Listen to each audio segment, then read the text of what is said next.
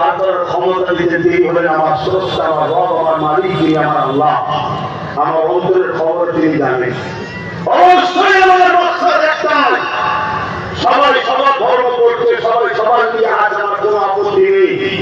আমার ইসলাম, আমার ধর্ম, আমার মুসলিমদের উপরে জুলুম হবে, আমি এটা মেনে নিতে পারি না। পাশাপাশি একজন রাসূলের উম্মত হিসেবে কোন ধর্মের পরিবারের উপর জুলুম হোক, ওটা কোন দেশে মেনে নেওয়া যেতে পারে না। এই জন্যই আমি লড়াই করছি, এই জন্যই লড়াই করছি। লড়াই আসছে কেন? আপনি ভাববেন না আমি আমার ভাইয়ের জন্য লড়াই করছি। আরে এখানে ভাই ভাই কাকে জুড়ে আমি আপনার জন্য লড়াই করেছি না।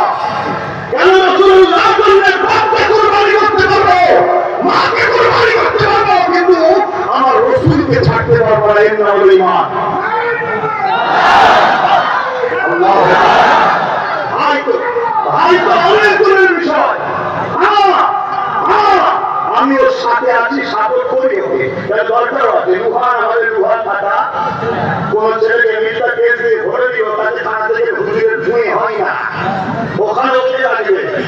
কোন জায়গা দখল করে নিতে হুজুর বলে সব জায়গা ফিরিয়ে দেবো, হয় না, তখন কেস কামাই ওকে লাগে। ওই জন্য ওকে বলেছি তুই কর, আমি তোর সাথে আছি, কিন্তু মনে রাখবি তুই জনপ্রতিনিধি, আমি বিশ্বাস। শোনেন রে, কিন্তু কিছু মুনাফিক এক জায়গায় গুলিয়ে দেওয়ার প্ল্যান করছে, যাতে করে আপনার সিদ্দিককে গুলিয়ে দিয়ে ষড়যন্ত্র মানুষগুলো দিয়ে কাছে আমাকে খারাপ করতে পারে। তোরা যতই চেষ্টা করি, ওষুধ আমার কাছে আছে।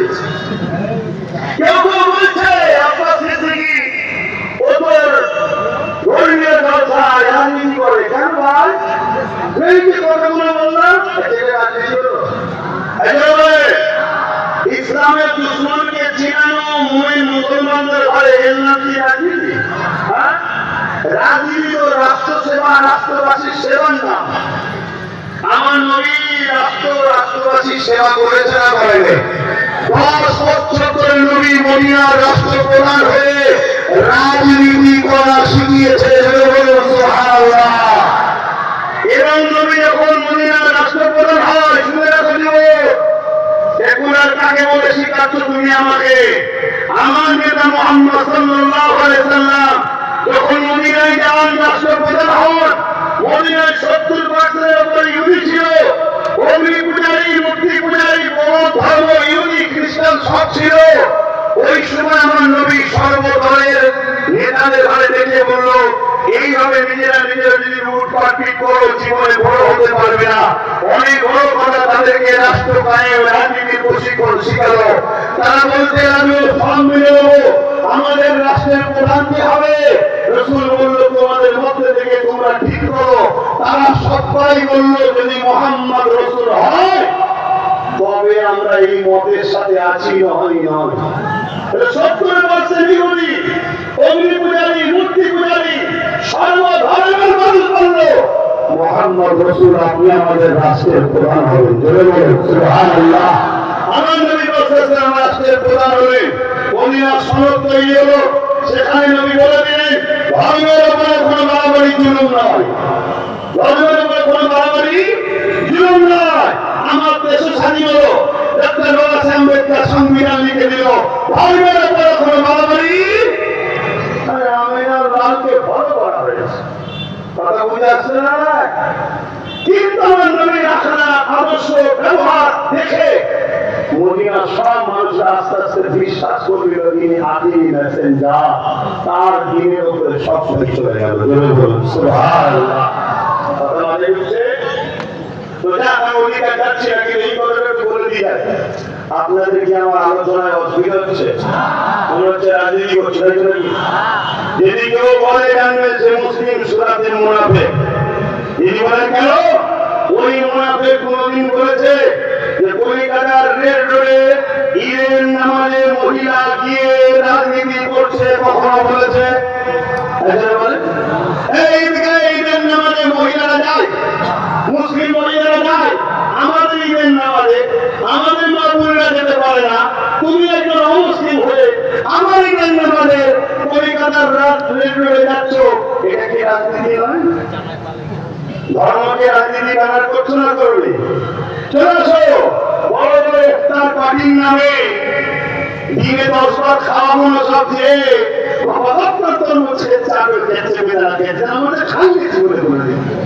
এটা কি রাজনীতি নয়?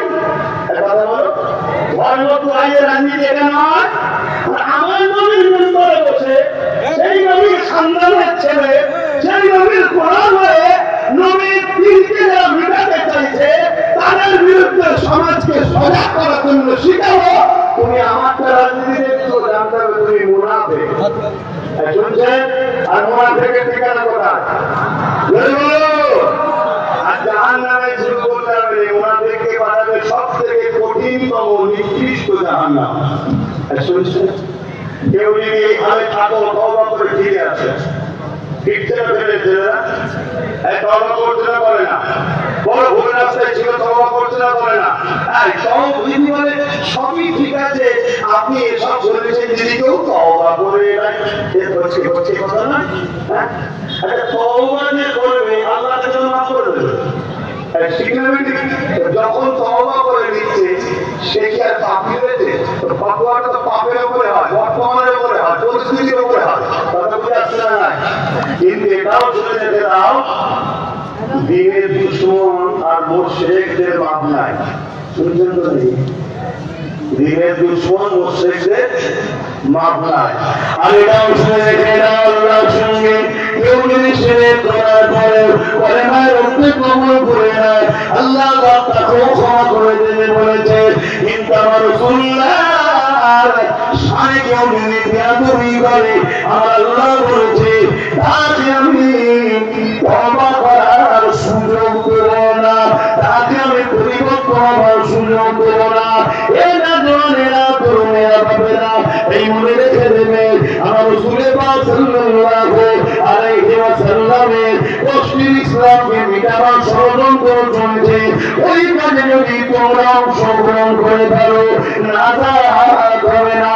আল্লাহ পাক সুযোগ দিয়েছে, তওবা করে নাও, পরিবর্তন হয়ে যাও, ফিরে আসো, ফিরে আসো।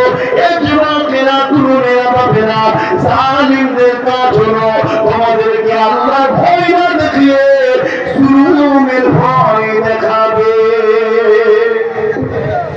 জালিমদের কাজ কি আল্লাহ ভয় দেখাবে না? কিসের ভয় দেখাবে? জুলুমের। আর মুমিনের কাজ কি? আল্লাহ ভয় কথা বলবে। কারণ যে আল্লাহকে ভয় করে, ওলিমান খাফা মাকাম রাব্বিহি জান্নাতান, আল্লাহ তাদেরকে দুটো জান্নাত দেবে। জোরে বলুন সুবহানাল্লাহ। বলো না তোমার কথা অসুবিধা হচ্ছে? আমেরিকায় প্রেসিডেন্ট কি মুসলমান? বলো বলো, কোনদিন হয়েছে মুসলমান? আমেরিকার প্রধান সেনাপতি, আমেরিকার রাষ্ট্রপতি, আমেরিকার ডিএম, আমেরিকার যারা পদে আছে সব মুসলমান। তারা তো বলেছিল ইসলামকে মুছে দেবো, মুছতে পেরেছে? বরঞ্চ কি হয়েছে? কেন বেড়েছে? আদর যত লড়াই মজবুত তত চুপ থাকলে হয় না। আল্লাহ দিনের হিকমত আল্লাহ বোঝে। আজও যদি কেউ মনে করে ক্ষমতার ধরে ইসলামকে মিটিয়ে দেবো, মুছে দেবো, সে কি পারবে? কিন্তু আমাদের ডিউটি আছে না নাই? দিনের পক্ষে কথা বলা। এই বিষয়ে আরেকটা কথা বলে যান।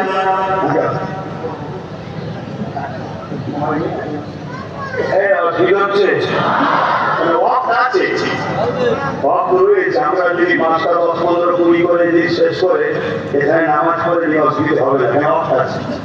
অফ তো প্রায় না করে 5টা 40 45 মিনিট তো মনে হয় অফ আছে, 48। তাহলে তোমরা বলো অসুবিধা হচ্ছে?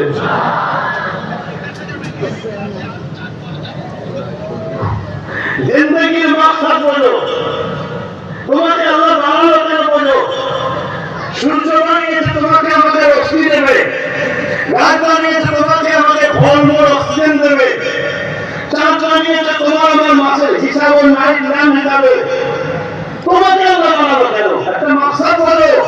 তোমার মাকসাদ হলো একটাই, এই জমিনে নবীর গোলামি করা, অন্যায়কে মিটিয়ে ন্যায়কে প্রতিষ্ঠিত করা, এটাই হলো তোমার আমার মাকসাদ।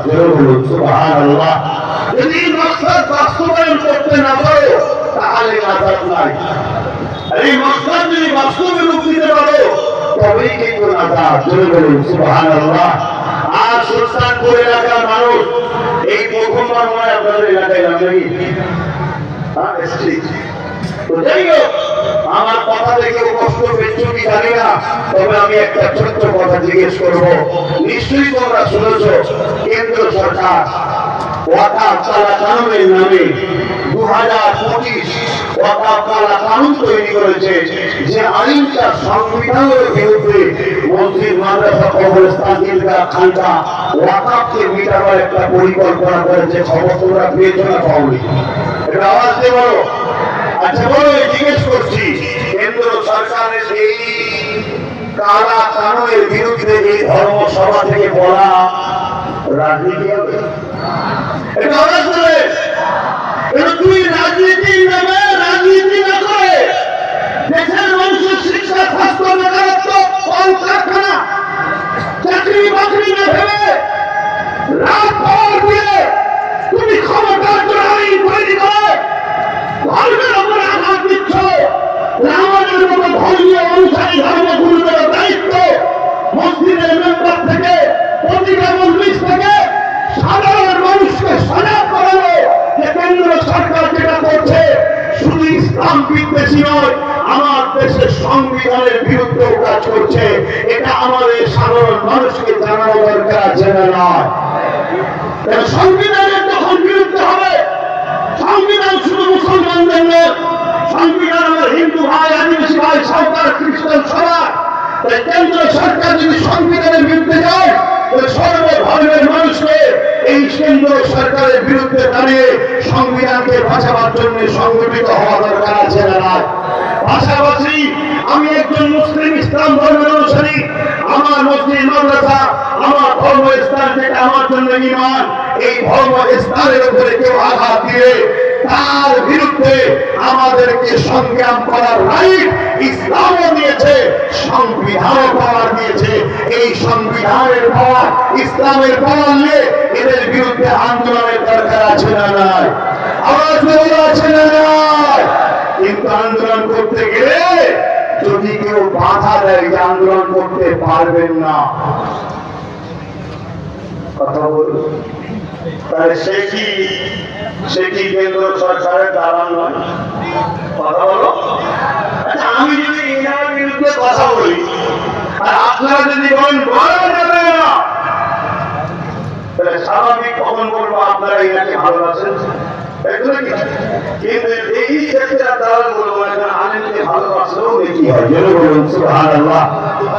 কিন্তু ইসলামের দুশমনকে যখন তুমি তার বিরুদ্ধে কথা বলতে যাবো, তুমি বলবে বলা যাবে না, তাহলে সেই জায়গায় কোনো একটা জায়গায় আমাদের কি বুঝতে বাকি রইল যে কেন্দ্র সরকারের বিরুদ্ধে বললে যদি কারো কষ্ট হয় সে কেন্দ্র সরকারের দালালে কথা বলতে কি অসুবিধা আছে? হাত তুলে সাক্ষী দাও। কে কে বলেছ না?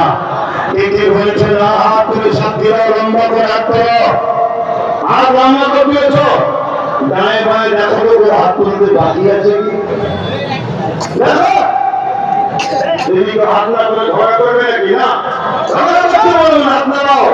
কিন্তু এই কথা বলবো, তুমি চিনে রাখো এ তোমার আমার নয়। একটু চিনে রাখা দরকার আছে না নয়?